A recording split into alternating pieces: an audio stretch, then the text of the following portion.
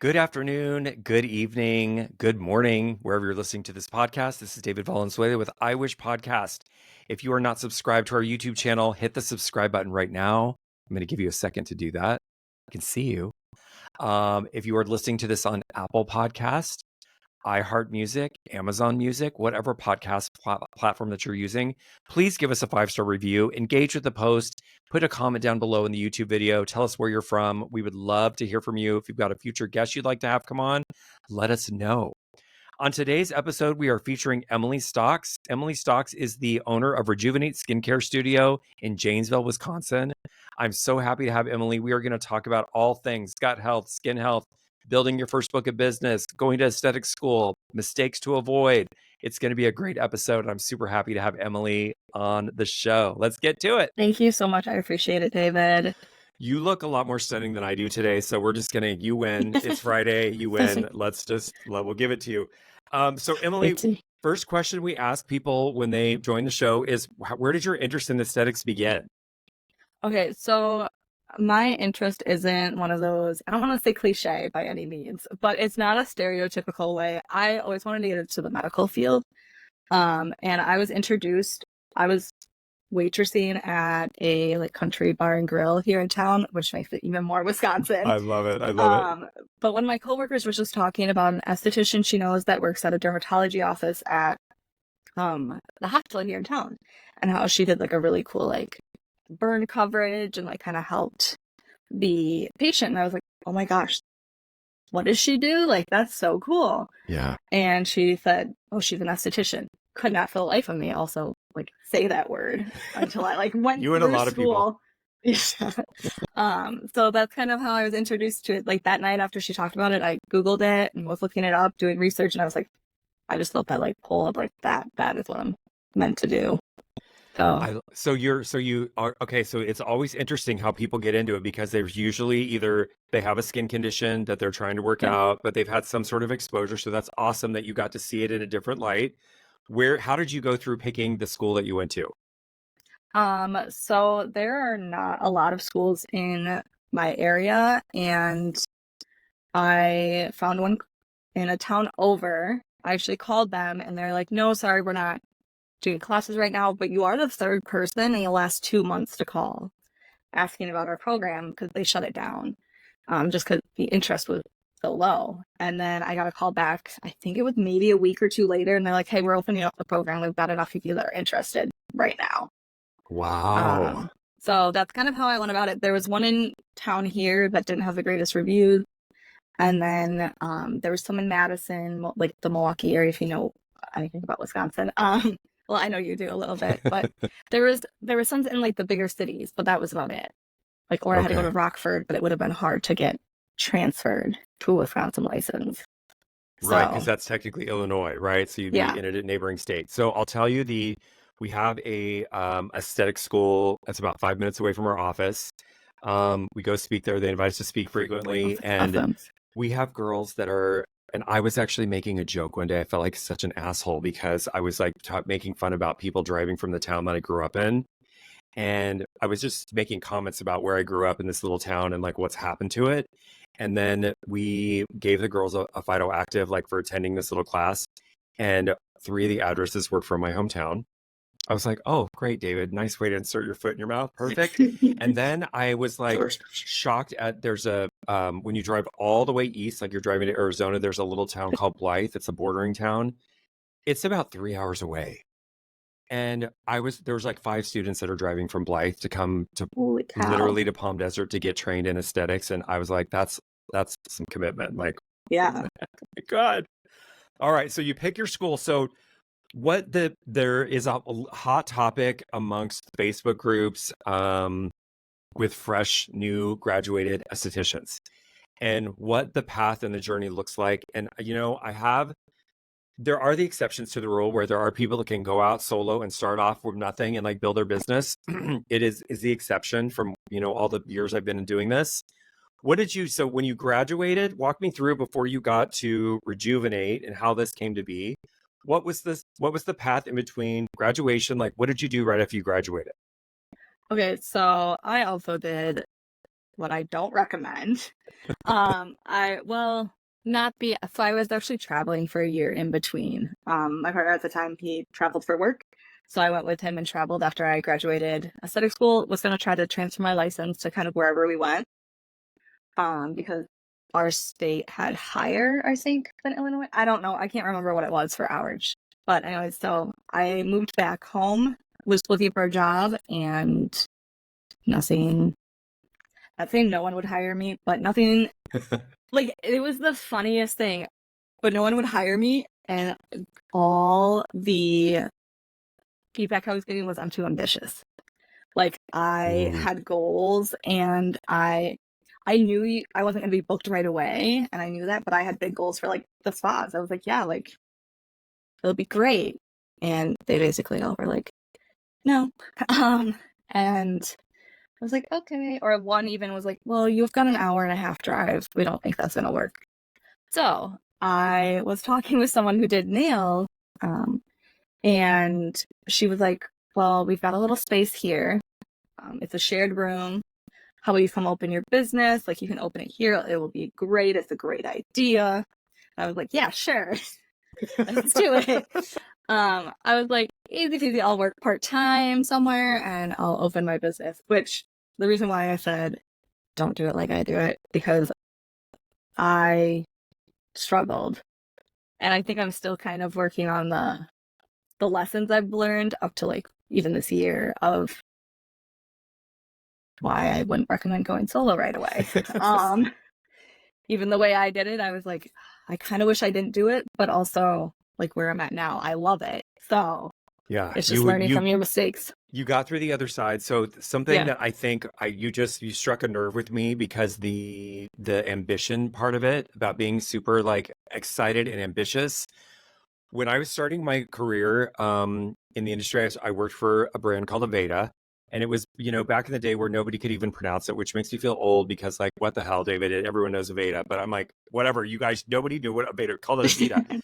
So I remember having a conversation with my boss at the time, and she was explaining to me how overwhelmed she was and just bogged down. And she's like, I have 200 emails. I'm like, that's nothing. Like, what is wrong with you? Like, that's so normal now. What?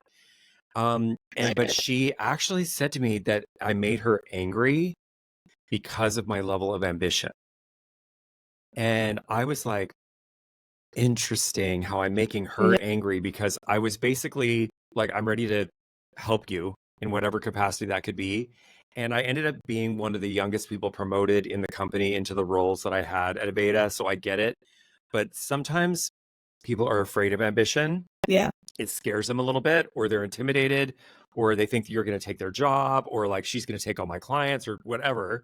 But as I now know, looking back, and you have the experience too, you can go look back and go, that wasn't about me. That was about them. And I never want to squash somebody's ambition. I'm like, my gosh. Okay. So I love that. So explain to me when you decided to go and basically, was it always Rejuvenate from the very beginning? Is that how you started it? Like straight out Rejuvenate Skincare Studio? So originally it was Rejuvenate and Escape Day Spa. I went through like weeks of trying to decide the name and kind of decide like the path I wanted to take it on.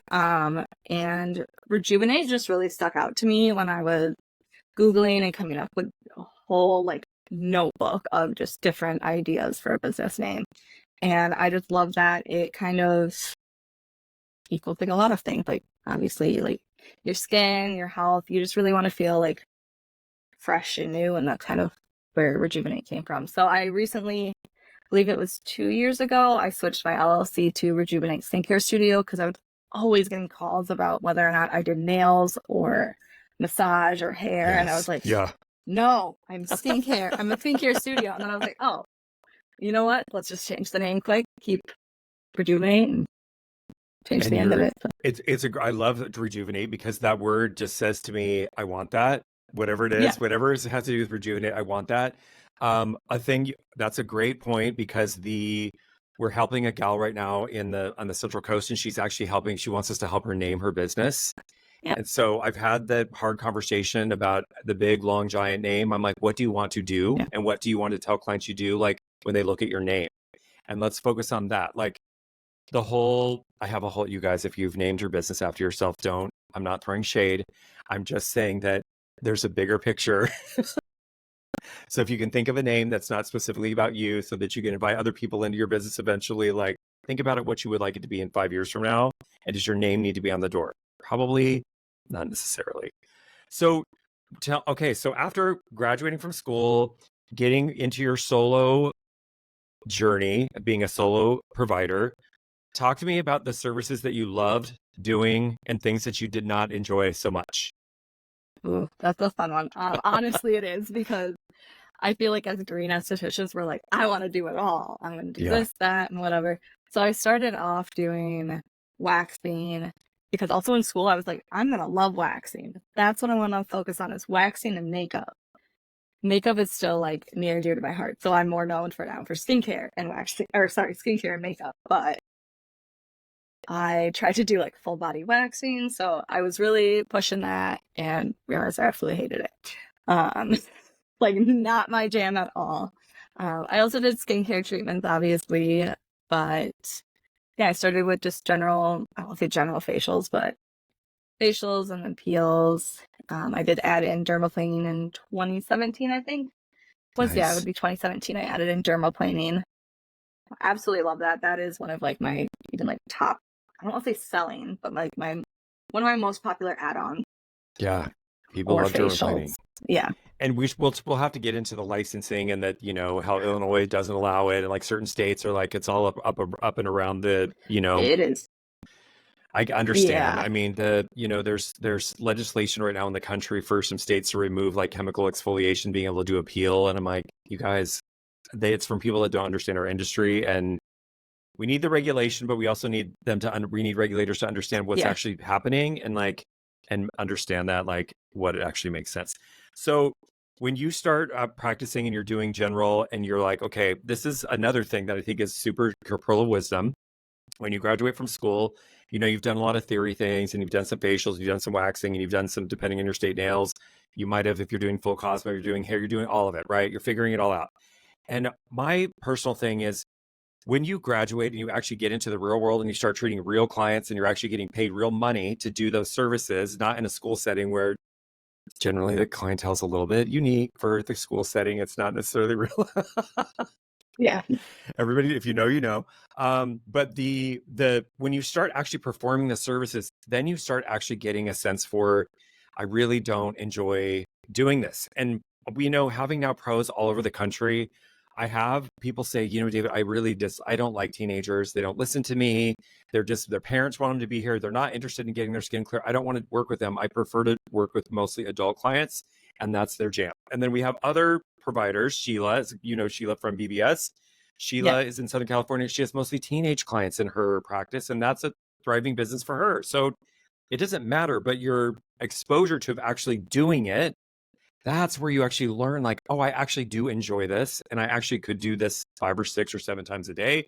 And I really don't want to, the waxing thing. There was a post a couple weeks ago, and there was a little girl esthetician, and she's like, I have my first male client coming in tomorrow who wants like the full, waxing experience. And she was like nervous and horrified. And people had like given her links, like, go look at this YouTube video. And I was like, well, what is this? I'm like, after I watched that video, I was like, there's no way in hell like I would ever be comfortable doing that, being that service provider. I'm like, God bless everybody that is a waxer that knows how to turn and burn it. Jess in Casper, Wyoming, she can turn and burn a Brazilian in like 10 minutes. Like, she's got it. She's been doing it for 17 plus years. But yeah, so you really have to learn, what you enjoy and like how what your strengths are.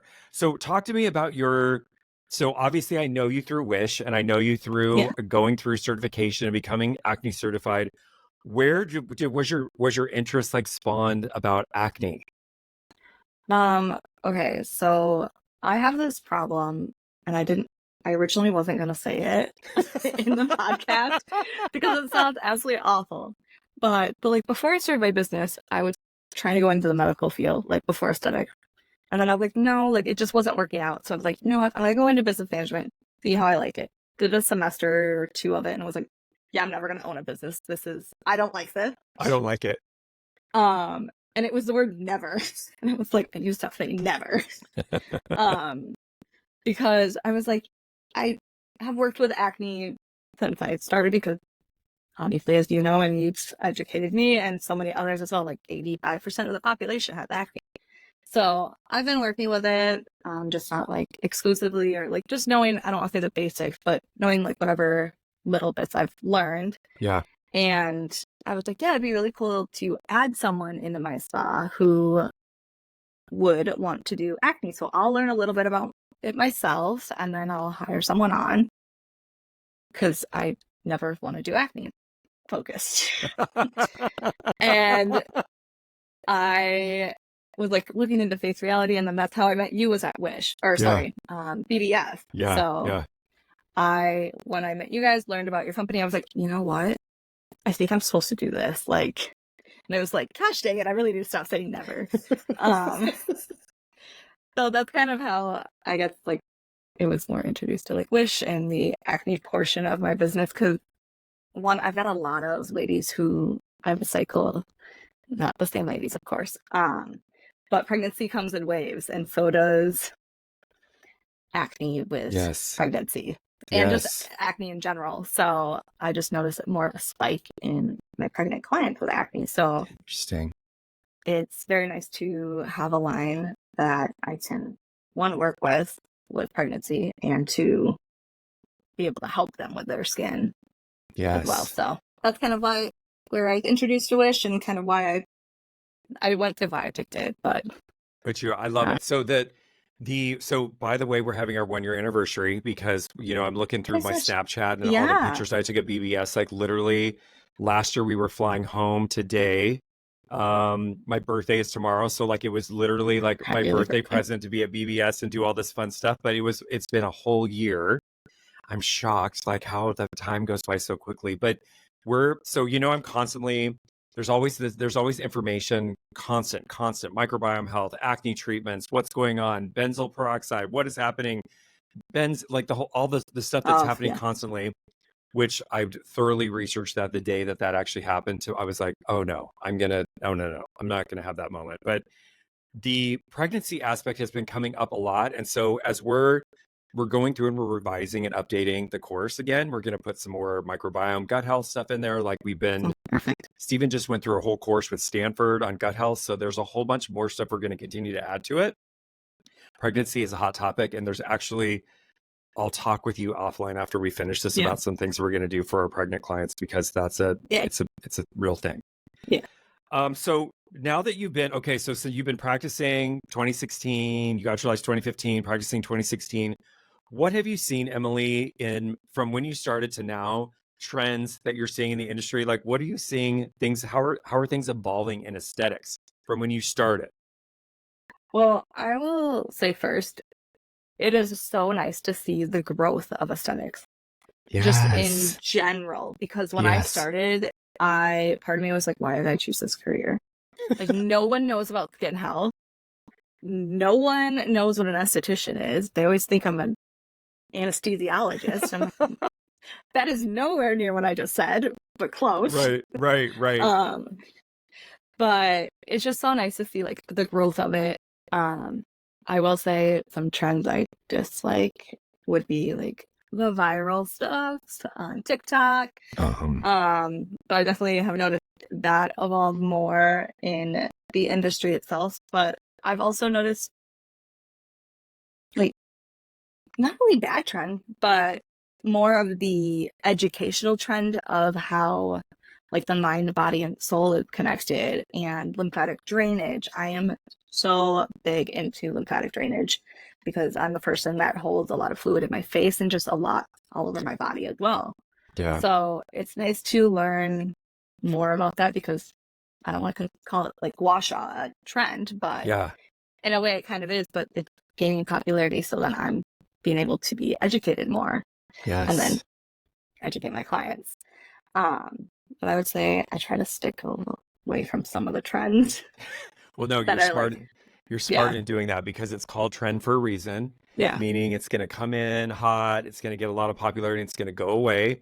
I think that the one of the things that Ray and Jane, the founders of Dermalogica, taught me, I speak about them a lot because they came to the country, with nothing and built this Yeah. phenomenon, right? Like it's no one can argue with this phenomenon. They were so adamant about not getting on a trend that when SkinCeuticals launched their CE Ferulic, which is still like one of their hero products today, right? It's like Yeah. $190. People on the YouTubers call it hot dog water. They're like, does it smell great? But they were the first patented like stabilized vitamin C, right? Way back in the day. Ray and Jane were not interested in like launching a product that was either similar or even better chemistry than that because they considered it a trend. Now, Unilever bought the company in 2015 for a very large sum of money that Ray and Jane are never going to disclose what it was. I have an idea and I'm like, good for you. Like that's pretty phenomenal. Um, they immediately launched a whole bunch of vitamin C products. So consumer awareness, the trend aspect of it. So I was on a podcast a week ago Friday, and she said to me flat out, she goes, David, I honestly thought that when you started talking about the microbiome, that it was just another trendy thing that was just going to come and go. And I didn't understand. And I was like, well, I explained what the microbiome was, the ecosystem of bacteria in your skin and your gut. And I was like, it's part of the human body. And there's a whole bunch of therapeutics that are going to come down the pipeline for not just acne, but for other skin conditions. So it's not a trend. It's not going to go away. And she's like, then she asked me a whole bunch of technical questions, which I thought was amazing. It's awesome. So being a business owner, Emily, like being this, we're all entrepreneurs out here on the leading edge. Sometimes we're like, oh my God, what in the hell am I doing? How did this happen? What's going Yeah. on? Where's my money? What did I do? We have that moment. What are some tips that you have garnered from your experience on keeping your business profitable?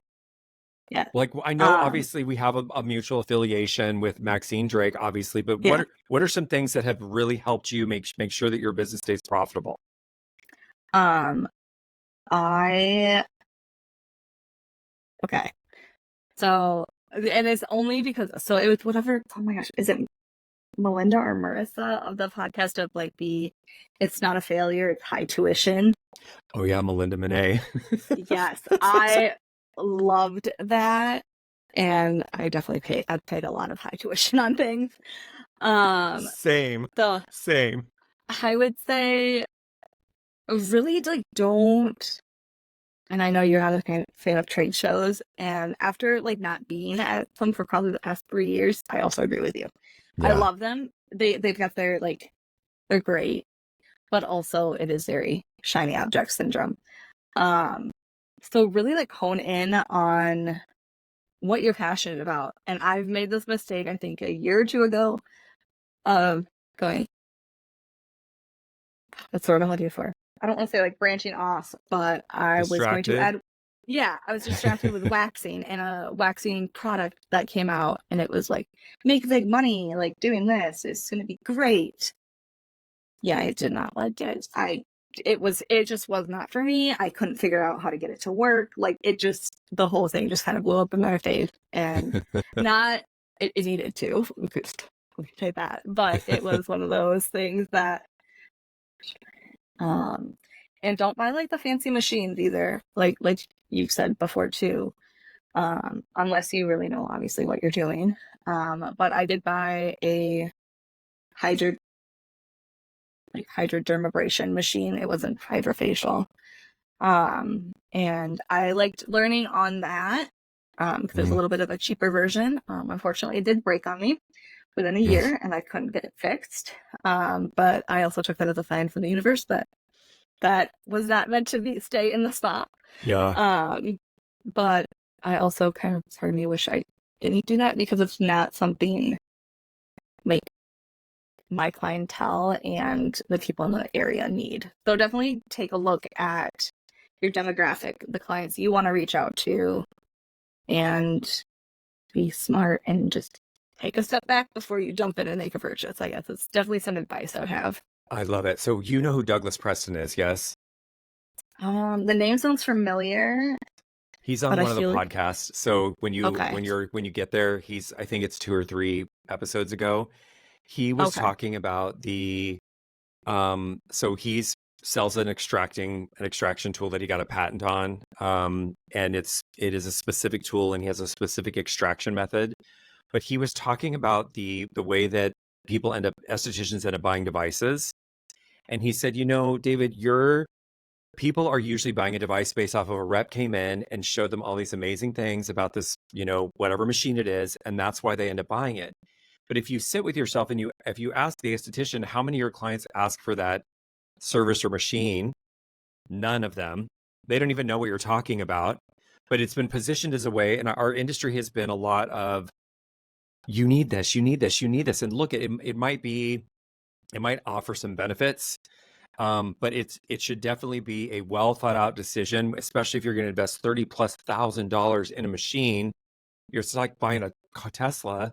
Well, you could buy a more expensive Tesla, but there's $30,000 Teslas on the market now. It's definitely something to think about and look at the big picture, and not just willy-nilly your way into it at a trade show because it's on sale for $500 off. Like, that's not how you should make decisions in business. And sometimes, we got to learn as we go. The trade show I went to last June.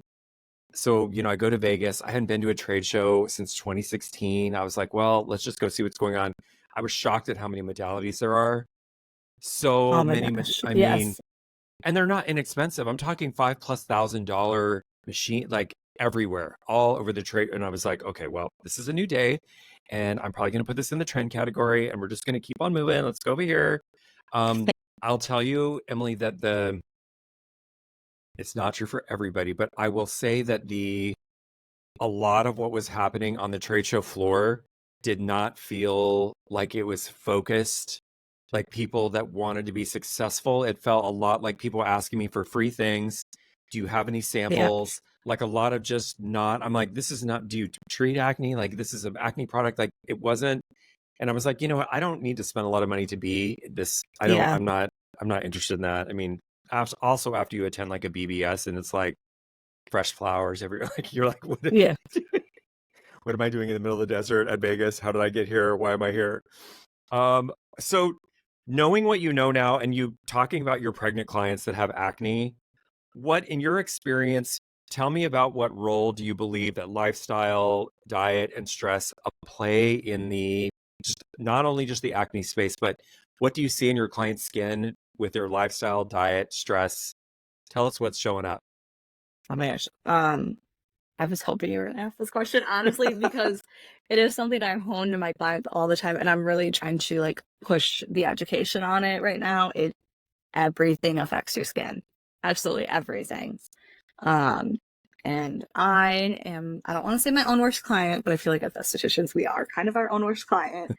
So I know stress, like I'll get stress breakouts. I know my skin gets puffier when I'm stressed, when I'm not moving my body, eating the healthiest. So I think any like lifestyle that you have definitely plays a role in it. And especially if you're someone who like even desk jobs, like what you do. My mom works at a computer full time, and I know like her lifestyle of that has caused actually some hyperpigmentation. Um, which I know that's some stuff that's slowly starting to work its way into the news, but you figure it out by doing some peels and lightening it. And she had vacation, and then she was back at work, and then it appeared back again.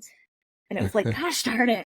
But anyways, it's just like the fact of like just realizing like everything that you do in your life also reflects in your skin. So Yes. it's just the like, yeah, like I said, stress, what you're eating, how you're just taking care of your mental health, pregnancy, and just being mindful of like taking relaxation and how it can really even just help your skin glow. And obviously, taking care of your skin by going to see estheticians is always great. Yes, right. Go see your esthetician. Your mental health is a huge thing. I'm glad it's becoming more of a focus. I know 2020 brought a lot of mental health issues to the forefront. Yeah. We underestimate the stress and the toll that acne takes on an individual, specifically in the formative years, their teenage years. But women being the fastest growing prevalence of acne, the 28-year-old, the 32-year-old woman, she doesn't want to have a face full of acne either. She's like, what in the, why? So that's where we come in. But there's no denying that our diet. So I was in Atlanta for 2 weeks. I got back a week ago. I'm just like trying to slam my body into time zones, and I'm over here and I'm taking calls at 9 o'clock California time, East Coast time, just like not paying attention. I'm eating terrible food because I'm on vacation. I was on vacation, but I was eating Waffle House and going to all my old haunts from being in Atlanta. And then I came home, and then I like had one day of adjustment, and then Madonna was here, so I had to go have Madonna. So of course I'm having cocktails with Madonna, and I'm like, it's a week later, and I'm going, do I have a cold? Like, why is my skin look so reactive today? Like, I literally know that just the small, and I haven't been gone back to my exercise routine. Like, I haven't gone back to yoga. I'm like, it takes a serious toll on not only the way that you look, but how you feel.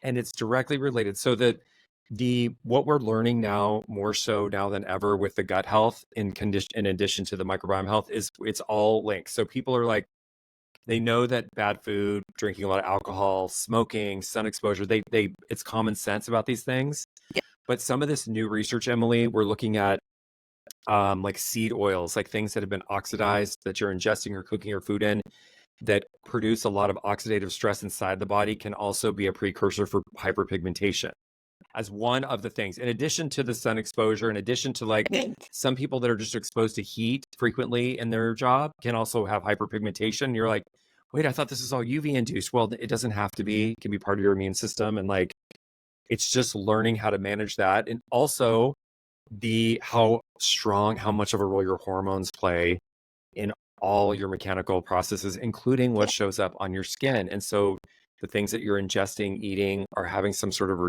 your body's responding to those things. And spiking your insulin will spike your oil production, which will exacerbate your acne if you're already in that state. So we're like, okay, everybody calm down with that. We don't want to do that.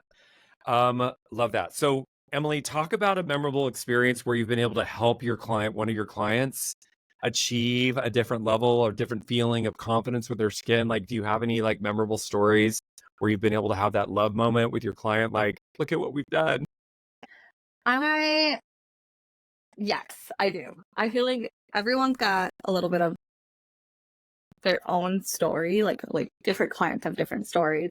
But one that stuck out to me was a client, and I started this kind of, I don't want to say treatment plan. Yeah, it's a treatment plan. I was about to say trend, and that's why I was like, I don't want to say trend. So I started this treatment plan when I did the Skin Games in 2019. So it's the 8-week, basically, like case study. And I did that with a client who was suffering with acne, and she was trying to get glowing skin before her wedding. And we did 8 weeks of peels, peels or facials, like for 8 weeks straight. And it was just so incredible to see the difference. And she's still a client of mine. And it's just so cool to watch how her skin has changed. And she uses, she doesn't switch to like my skincare, but she does use Dermalogica, and I told her that's fine. Yeah. So like, you can go ahead and use Dermalogica, because they're so good. So a professional brand. It's better than her buying like drugstore stuff and trying to expect miracles. Yes, exactly. So that's why, but it's so cool to just even see, like, just watch now as it's what, 2 years that we've been working together, how much her skin has just calmed down. And especially with adding a Wish in now, and then when I finished the program with Wish, that's when I started adding in like the Wish peel. Yes. And I think it must have been probably in summertime, because I wasn't comfortable yet to like incorporate them in the summertime just yet, because I still wanted to learn more about it and just educate myself to make sure I didn't make any mistakes. So anyways, when we switched her over, like, it's just so cool to see that she doesn't have, like, I don't want to say hardly any acne, but her poor face, it was just, she definitely has hormonal, like, PCOS acne. Yeah. So it's hard to keep it under control. Yeah. And the aspect of understanding that there's no such thing as perfect clear skin. You know, like, we're all me owning an acne brand, like, there's like occasional, I'll have my, have my moment. It's traveling, it's stress, it's the diet, it's the whole thing playing together. But being able to watch what when I had a call in between my morning podcast and you this morning, somebody was calling the business line to ask questions, and she was basically asking me the emotional component of acne, like some mental health questions about people having mental health and like, how do you address this? And Stephen and I, when we were in Atlanta, we were talking to an esthetician.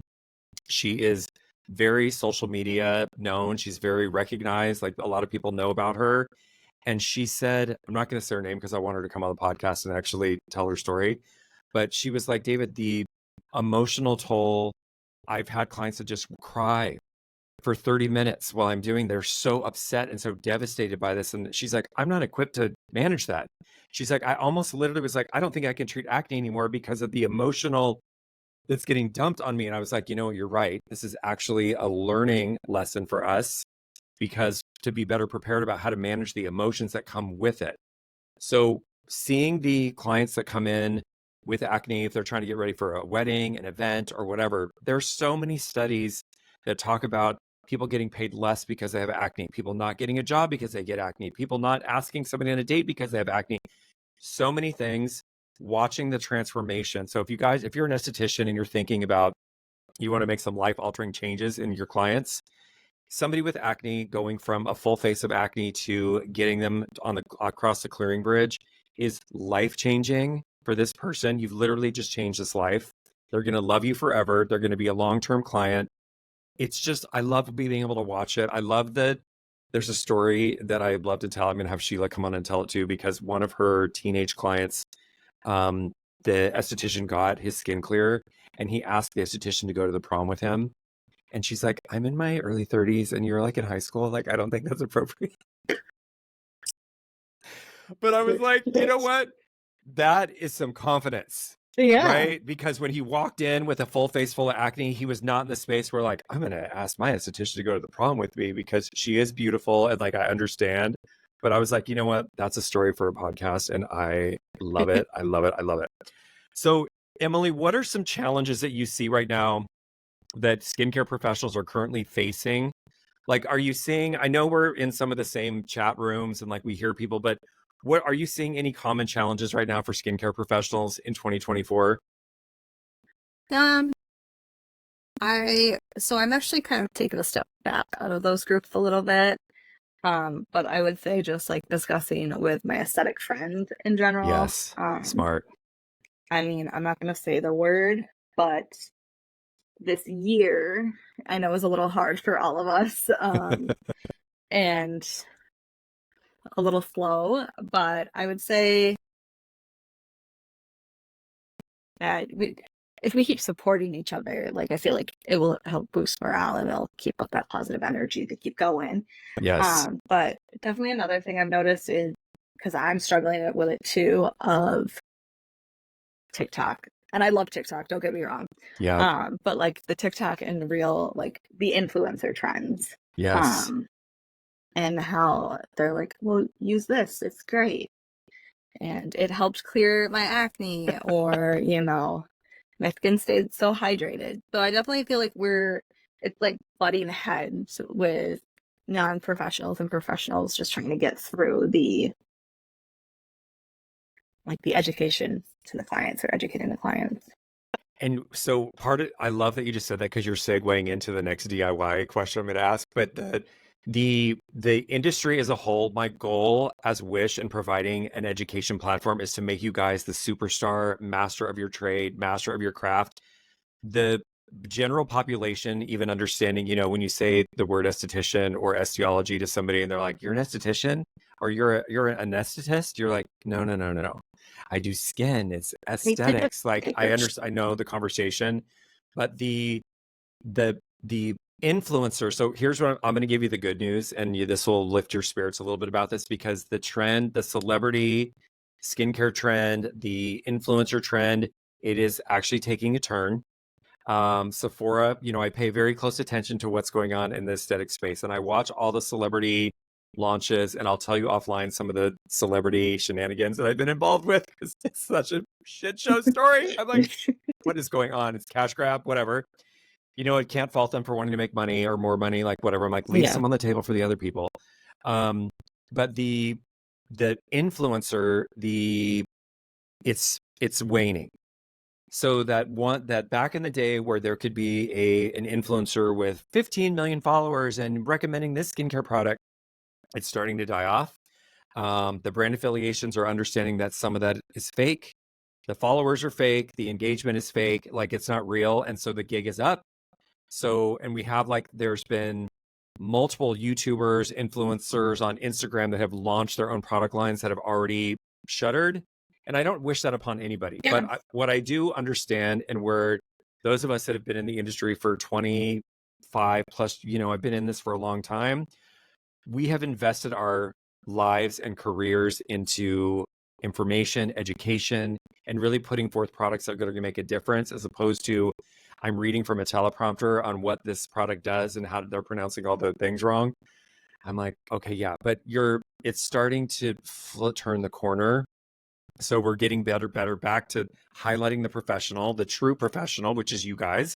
And so that the consumer, and we also have a few players, estheticians, that are really good on social media, and they're sort of getting themselves back out in front again. Like, hey, I'm an esthetician. That TikToker over there that's TikToking in their garage, like, calm down, everybody, calm down. So it's okay. We're turning the corner, which I'm very excited about. Are there any DIY skincare practices or at-home treatments that you have seen or had clients come in and ask you about, from specifically things that people have learned on social media? I will say yes, but I do want to go back to like that last question and statement really Yes. quick and just Yes. say, I love that you, and I've been using this a lot lately because of you, instead of being one size fits all, one size fits one, and just trying to reiterate to clients and just people in general of like, just because you saw it work for this person or it's working for your friend doesn't mean it's going to work for you. And you need to do stuff that's going to actually work for you, not Yes. against you. Yes. So yeah, the one size fits one. The girl that is the reason that I actually say that is because I saw some things on social media where this girl was talking about she was drinking green juice and it cleared up her acne. And I'm like, I drink a lot of green juice. Like, I'm no stranger to going to the juice bar, but I was like, that might help. It might help, but it might have helped her with her very mild acne. Yeah. But telling the teenager with, severely inflamed acne that drinking green juice is going to clear their acne is not the right message. Like, no, that's actually not going to help them. And so, like, I was like, talking to the team, I was like, I'm gonna start doing rebuttals to all these TikTokers and Instagrammers. I'm just gonna review everything. And I was like, David, calm down. First of all, you don't have time to do that. And you could be doing that all day, every day. You need to focus on what you do. So, like, calm down. So back to the DIY stuff. Have you had anybody come in and they're like, I'm doing this, or I learned this on TikTok, and you're like, stop doing that? Yes. And I can't remember what it's called.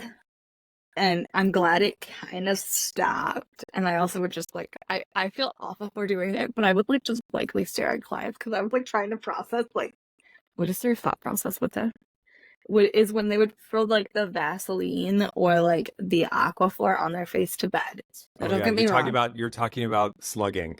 Yes. Yeah. I remember. Yeah. It's still around, unfortunately. So I lovingly refer to it as plugging. When you are acne prone and your cells are already shedding too quickly, and then you want to put an occlusive all over your face to go to bed, you are plugging. You're just getting in that process even more. It's going to exacerbate your acne. Do not you're right. And the slugging, and then we have skin cycling, and then we have skin minimalism, and then we have all that. They're just trends, you guys. So when you see these things and you're like, oh, yes. If you have healthy skin and you just want to use a couple of products, fantastic. If you have acne prone skin, you're going to take the guidance from your esthetician to use the products appropriately and which times and how frequently. Like, this is a professionally guided conversation that we want to make sure that we're not just blanket statement like, oh, yeah, skin minimal. Of course, you could just use, don't even wash your face. Like, it's not an option when you have acne. Like, no. So I do. Oh. Go ahead. No, go ahead. Oh, I was going to say, I do like the DIY of, and I know you mentioned it too, but I do like that icing is coming into play, not the icing of sculpting your face and like lymphatic drainage, which I believe some of that can work. Yeah. You just can't be like sitting there but basically freezing your skin off. It's Yeah. not No. cryotherapy. But I do like the icing, like the acne, and using like the little silicone pouches for it. I do, however, let people know don't use tap water. Yeah. Try to use like your filtered water from the fridge or water bottle to fill it up.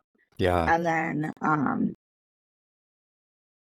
I will ask you actually, if they sanitize it with alcohol and wipe it down instead of emptying out the hole, because there's a lot of silicone cups for Yeah. reusing. Is that okay? So 'Cause I told, interesting yeah. thing about silicone is that it actually does not allow the growth of bacteria, Oh, good. Okay. which is why you see a lot of those facial things that the little Yeah. like things, they're made out of silicone for that reason. Yeah. They don't, it's not porous enough for like bacteria to get in there. Like it's not a place where, so bacteria could technically grow, but it's not going to, the silicone inhibits the process versus like a traditional Perfect. sponge or something. Yeah. It doesn't grow bacteria the same way. So that's why they're in skincare. Yeah, you could obviously, it's just like washing makeup brushes and stuff. Yeah. If you've used it a couple times, like keep your things clean to keep your face hygienic. You don't want to add any extra. One of the fallacies, Emily, that people believe about the makeup brushes and the pillowcases and everything is that it's bacteria. And it's actually not bacteria, it's oil residue. So bacteria, that just a little sidebar science lesson, the C. acnes bacteria that causes acne cannot live in oxygen. So it's Okay. not living on your pillowcase when you get up, and it's not living in your makeup brushes if they're dry. Like it needs oil to like proliferate. So it needs to actually be trapped. That's why it starts down in the follicle, because it needs to be closed off from oxygen and it needs that sebum to feed off of it. So it's really about just not moving oil around and like spreading excess. There's other things that can live on your makeup brushes, of course. It's just C. acnes is not one of them. So we want to keep those things clean. We want to wash our pillowcases frequently. We don't want to put more oil on if we're already like too oily and our skin is clogged. We don't want to exacerbate that. That's why we talk about it. But the C. acnes bacteria, it doesn't live in oxygen. So it's an interesting little, the more you know. I mean, it really is because I mean, I do get like some certain bacteria obviously can like live on those things, but it's nice to know Yeah. like that specific one that causes acne or one of the causes of acne So is, if you think about bacteria need like water, moisture, yeah, which is a bathroom environment. If people are putting on their makeup in their bathroom, they're putting on their skincare in their yeah, bathroom. This is also one of the reasons why we don't. It's disgusting, but we don't think about the things, the particulate that's floating in the air when you're in the bathroom with the toilet and stuff. This is why we don't do jars and creams and like things that are open, because they're easily contaminated. It's moistures in the air, like more things that can grow bacteria. So that's the whole airless pump thing. Like once I understood that aspect of it, I was like, oh yeah, no fingers in jars, no open yeah. contained. Like we're not going to do any of that. Are there any skincare myths, Emily, that you come encounter with that you would like to debunk, other than the ones that we've talked about? The slugging. Yeah.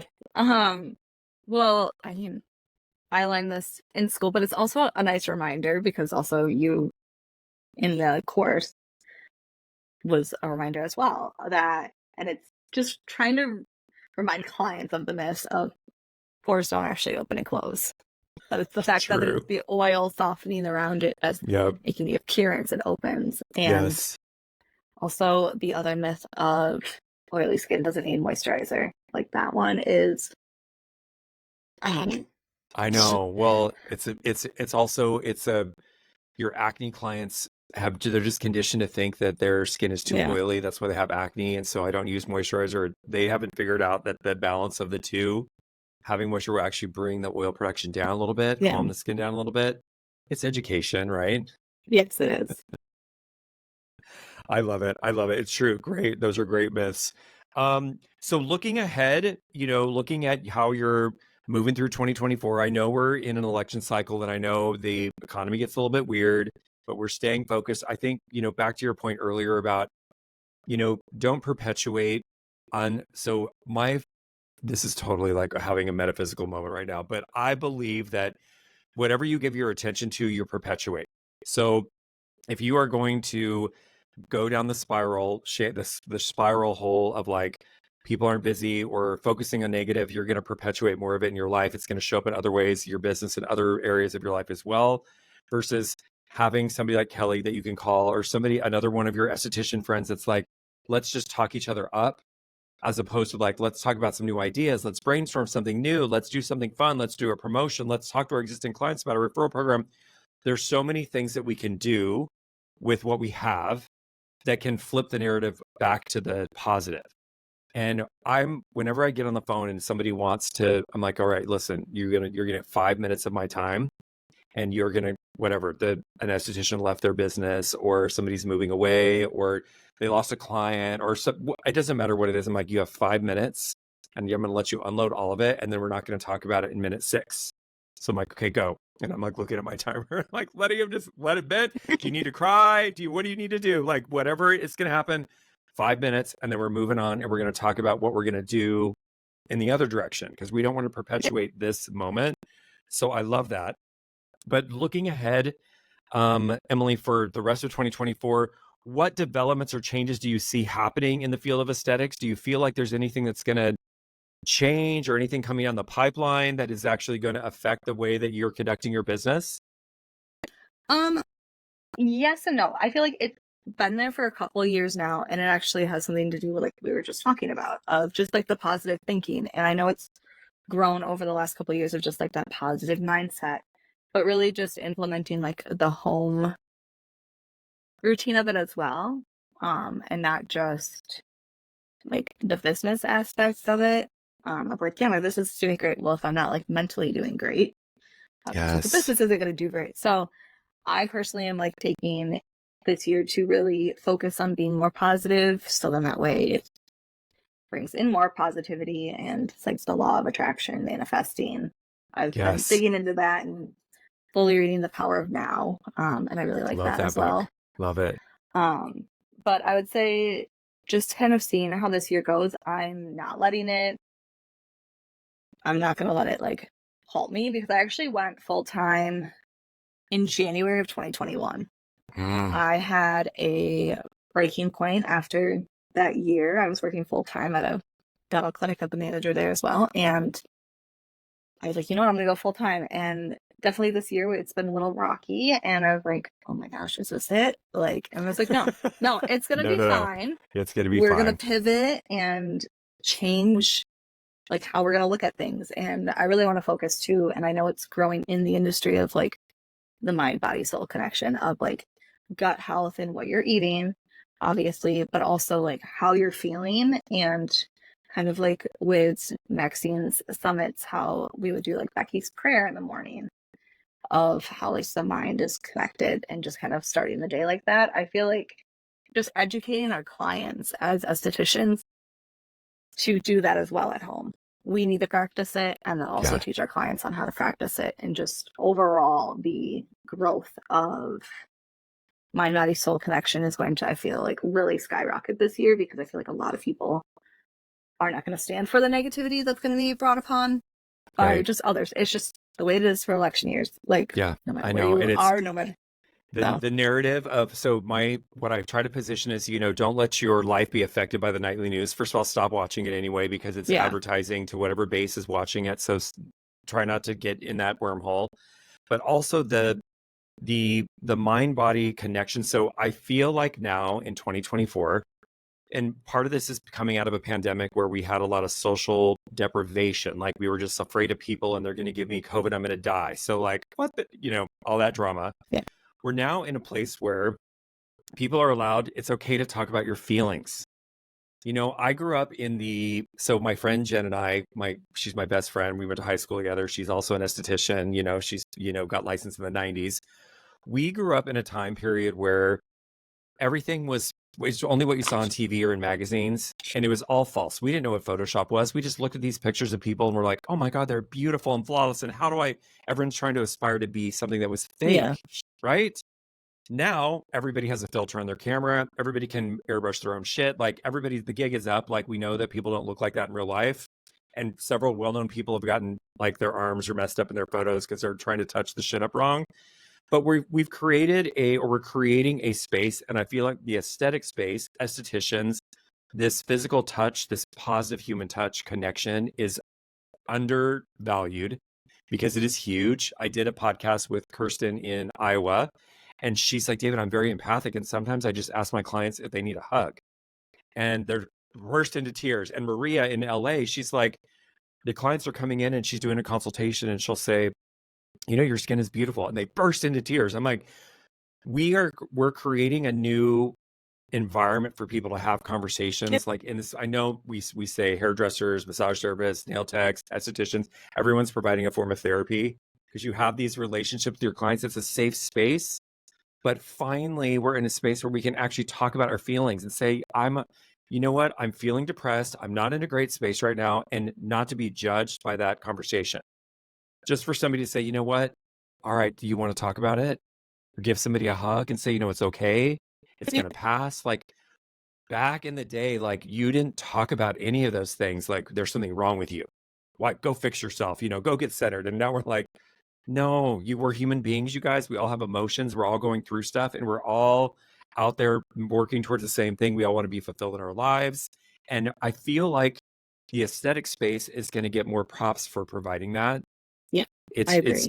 it's part of that process. And you know, I love it. I've always been in it. I've witnessed it now for 25 plus years in different continents. I mean, in Australia, New Zealand, and Canada, and Europe, and even Russia back in the day. Like, you know, there's a Russian population in LA, and there's a lot of Russian estheticians.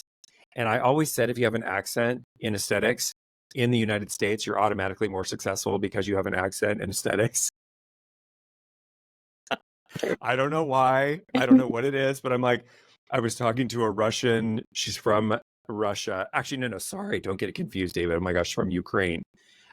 With her accent, and she's in downtown Los Angeles. And I was like, how many of your clients just come to you because you have this accent? She's like, a lot of my clients talk to me about my accent. I'm like, of course they do. Yeah, It's I do. okay. Oh yeah, no, it is. Yeah, I definitely feel like too more people are being open to touch too, because like you were saying, the way we grew up. I mean, I feel like the way I grew up too. It also was like, yeah, why are you crying? Or like, Yes.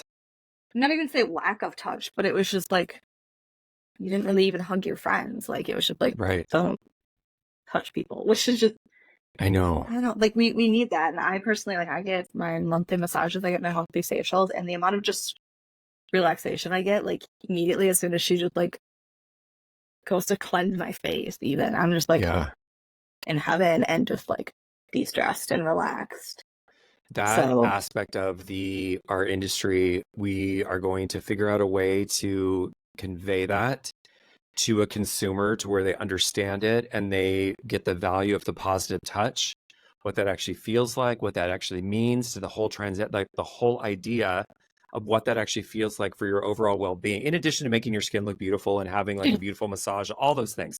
All that's like the side effects to the human connection aspect of our industry, which is unique. There are not a lot of places where, and I know we're in a gender expression, emotional expression where, you know, it's okay to ask somebody if it's okay to hug them because may not have good experiences with that in the past. It's okay to be like, you know what, this is how I identify. This is how you need to call me this. It's okay.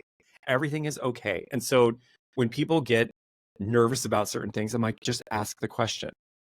If somebody is saying, actually, you need to call me X, just ask the question. How would you like to be referred to? They're not going to get offended that you're asking the question. They're going to get more offended that you assume that they want to be addressed this way versus just asking the yeah, question.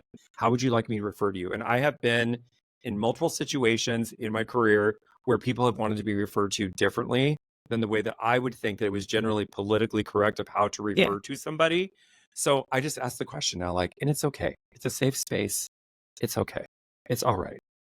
So look at Emily. We could talk for hours and hours. How yes. quickly an hour goes by with great information. You're fun to Yeah. talk to. Talk to us about where people can find you. Okay, yeah. So obviously at the beginning we talked that I own Rejuvenate Skincare Studio. It's located in Janesville, Wisconsin, and you can actually easily find me at rejuvenateskincarestudio.com. That's the name on Facebook as well, and on Instagram. On Instagram, it should be underscore under each word as a space. And Love it. then I've got my makeup pages, which is Makeup by Rejuvenate. So I try to keep it very simple, so then that way it's easy to find and all cohesive as well. I love it. So we'll put your information in the show notes as well, all Yeah. the links where people can find you. But I really appreciate your time today. It's been so super nice. I know that we're busy and we're texting each other and calling me and Yeah. asking me a question and stuff, but I really appreciate that you invested in Wish. I want to say thank you Thank for that you. because it was a big deal because that BBS was really that conversation in February with Maxine to getting us to, having to cancel the event for a hurricane and then Yeah. reschedule. Like it really was the launch pad. And so I appreciate my first little group of, my first little course purchasers. Like it's you guys will forever be on the very first page of the Wish history book. And I love that. Oh, So, and I super appreciate you giving your time today and sharing your message with other estheticians. It will resonate. And I just appreciate you. So thank you for your time. of course. Thank you so much, David. I appreciate you because it really helps like my game plan and change for not only my business but also like how to take care of my clients. And honestly, that's why I chose to go with Wish, is just the connection, the relatability, and just that all that you guys offer, and just also the ingredients. The phytoactive is like holy grail. I Um, know. they're- We didn't really touch on, okay, of course, side tangent. yeah, We didn't really touch on how amazing you have been with your social media. yeah. I'm going to mark this clip because we're probably going to move it around in the presentation, Okay, yeah. but so you have done absolutely, like, I'm so glad this just dropped into my wherewithal. So you have done a phenomenal job with branding yourself in social media with your photography, with the imagery, with the messaging. Tell the listeners like what prompted this idea to like promote yourself that way. So actually it was a lot of just from coaching and just other people of honing in on like niching on what you want to do, branding your colors. I did learn that from Maxine and another coach as well, and just things I've seen on social media. But I really wanted to create kind of just like fun content. So that's why I started with like the Tuesday tip. And then Fridays tend to be a little bit, it kind of changes every once in a while, but it's like ingredient spotlight or product spotlight, just so then that way like clients know kind of what to expect. And then I also do like my reviews because it's really hard to see reviews, I feel like. Yeah. Because I mean people look at them, but you don't see them on social media. So that's kind of why I wanted to put them on my page. And my virtual assistant, Grace, has been absolutely wonderful. She actually even like upped my level of just the branding itself and the cohesiveness of it. Like I had some ideas in Canva and she like totally changed them and I was like, oh, I thought those were like okay. But she made them like 100 times better and I was like, well dang, I thought what I had was okay. And I was like, you just blew it out of the water. So she just helps really make my like vision and like what I want to say come to life, because I'm just over here like, okay, this is my tip for today, or this is what I want to post. Can you just like create it and make it cohesive and pretty? And so that's how I've done that. And then I work with a videographer in town who also does imagery. And I just really want to, I know I'm not a good photographer. I need to work on that. That's my like, goal for like bridal makeup, is to get better at that, because like my work does not, it looks so much better in person than it does on my camera. And she's just really helped me a lot of like just staying cohesive. And that's why I feel like with Wish too, I've gotten so much more like education on that and education on acne that I'm able to share it with my clients and make the verbiage a little bit more consumer friendly, I want to say. I mean, what we learn is like the scientific of it, or like even microbiome. I had no idea what that was. Yeah. I also thought it was a trend.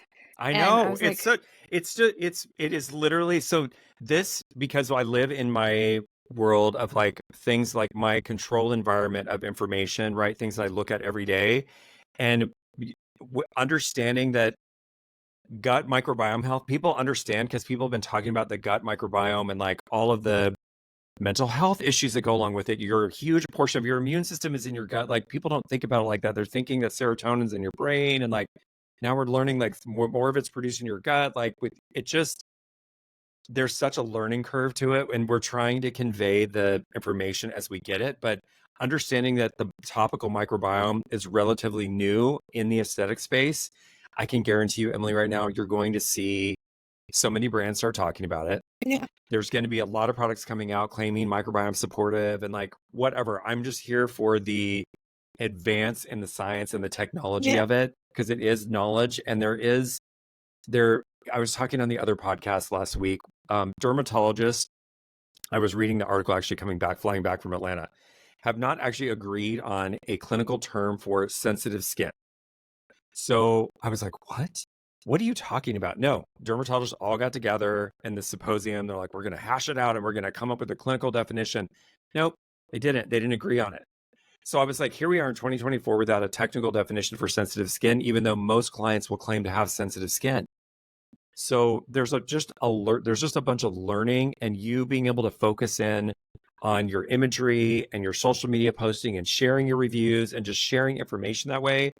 If you guys aren't following Emily, go find her Rejuvenate Skin Studio. Rejuvenate Skin. Wait a minute. Let me not mess up. Rejuvenate Skincare Studio.com. Visit the website or find her on Instagram, because her Instagram feed is awesome. And I love watching the social media. I love it. It is, people feel overwhelmed by it. Like you don't have to just get up there, start posting stuff, start talking about products that you love, routines that you do, your clients, like success stories, just like start doing it. It doesn't have to be perfect. It's never going to be perfect. If it was perfect, you would never do anything. Exactly. And I agree with you on that, because I'll like go through my videos and I was like, oh my gosh, that was not a good one. Or like, I think the one that I just recently posted, and it was a trending sound of like estheticians cracking their backs, and I was like, I am not dressed today for this. And that, I will say, that's why like some of my reels do have like a filter on them, but it's because like it's the end of the day, so I've got like irritation from my mask, or like my nose is red, I look exhausted because like usually filmed at 8:00 at night. And I'm like, we'll just have a nice filter, just because that it evens everything out. It doesn't make me look exhausted. But anyways, I'm just like, whatever, we're gonna post it. I may not look the best, or like I may mess up, or even like with this podcast, I was like, well, I'll stumble on some words, but you know what? It shows more like humanity with it, I feel like. And that's a thing too, is just keep posting, stay consistent. And that's what I did for years. And then I started finding things on Pinterest first, and then just posting those. And then I will find things on Pinterest still, and I'll have Grace just kind of do our little tweaks to them to make it associate like with Rejuvenate. And I try not to like copy per se. I'm just usually try to be like inspired, and then that way like the caption's something different. And yeah, so I've just been posting. And so I think with like it was like when Facebook Lives were really popular. I would do Facebook Lives and I would stumble, but I was like, you know what, just gotta keep doing it. And honestly, I feel like it was, gosh, who was it? But I just recently listened to on your podcast, was she was talking about being an introvert but appearing extroverted in this field, and I was like, that's me. Like I seem so extroverted, and same thing like in my reels or like on video, I seem so extroverted, but I'm actually very, very much an introvert. But because like, I don't know, it's so, to me, there's so much less pressure behind a camera. I was talking to my hairstylist today about that. Like there's just less pressure, like because I'm not like I don't see you in person. I'm like, oh my gosh, are they looking at my hair weird, or like am I stuttering, or like are they judging me for what I'm doing, or whatever it is. So I just keep posting my stuff, and I may do like quite a few clips or reels or takes of reels, and we'll go with whatever the best one is, because you do not want me to post that first one. But it does, the thing it gets posted. So that's just staying consistent and just keeping that mindset that no one's perfect. So it's never going to be perfect. And we're so the in the aesthetic industry specifically, there's 98% women, right? So there's a lot of like looking at what other people are doing, or looking at that one really pretty girl and her really pretty social media, and Nobody understands that she's paid for a lot of this positioning and promotion, and she didn't do this herself, and she's using filters, and it's okay. You know, that's her jam and that's her brand and that's her vibe, and it's okay. But don't compare yourself to that. Like, it's not, we're all individuals. We all have something to bring to the table. And if you are constantly looking around at what other people are doing, you won't move forward. I'm like, stop doing that. Quit doing that. Like, I don't look at other brand stuff. I get so bored about what other people are spewing out about the industry. I'm like, come on, there's no innovation. So I look at the healthcare space, biotechnology, like other things where I can get inspiration from to do a post or to do an e-blast or something, and just keep it like more focused and stay out of the what everyone else is doing. You know, Jane said, stop doing what everyone else is doing. It's not, there's a reason why everyone's doing it, and you can be better, unique, and special over here. I was like, you know what? You're right, Jane. I love it. So anything else you want to leave the list? I love that we just pulled that pearl of wisdom out because I specifically wanted to talk to you about it. Yes. Hello. Like, what's going on? Anything else that you want to leave the listener with? I guess just kind of remember how, like, with what we were just talking about on social, like, about social media, is like, you are truly unique, and yes, you may not be for everyone, but you are going to be you for your clients and whoever you're trying to reach or become friends with or grow as a person, whether you're a client of an esthetician or a client of mine, whatever it may be, or just an esthetician entrepreneur. Like, you're unique, embrace it. And that's really something I have been working on myself. And just a reminder, like, just be yourself and Be yourself. Don't worry what other people are saying. I know it's very cliche to say, but it's just a reminder that we really need to be true and authentic. And I would definitely say remind people that and stay positive, I guess. Stay positive, stay yourself, show up unique. You know, you make a better you than anybody else does. We don't need to imitate anybody else. Like, there's only one Emily Stocks, there's one David Valenzuela. Like, we all show up how we're supposed to show up, and your authentic self actually will resonate more than you're trying to be something else of something that it doesn't resonate well. So I appreciate you so much, Emily. I'm going to end it here. Okay. This episode has been generously sponsored by Wish Skin Health. Wish is focused on the holistic treatment of acne without the need for potentially harmful prescription medication. If you are looking to level up your aesthetic practice with a sustainable, business-focused acne model, we would love to have you in the family as a certified Wish Pro. Visit trywish.com, click on the Pro tab for further details.